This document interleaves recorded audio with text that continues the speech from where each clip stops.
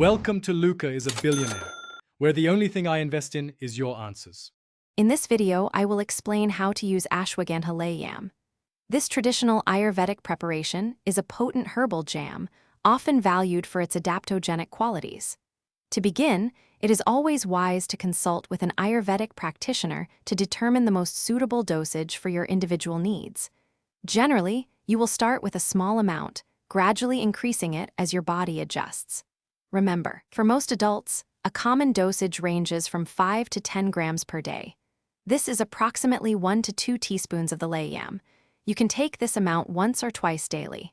Many find it beneficial to consume it after meals, either in the morning or evening. Mixing it with a glass of warm milk or warm water can enhance its absorption and make it more palatable. Always ensure you are using a clean spoon. Stepping inside, the Infiniti FX35 presents a driver-centric cockpit with high-quality leather and aluminum accents.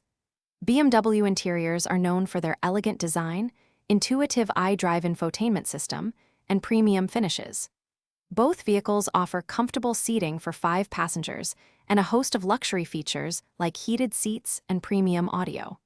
You'll find advanced safety and convenience technologies available in both, enhancing your driving experience.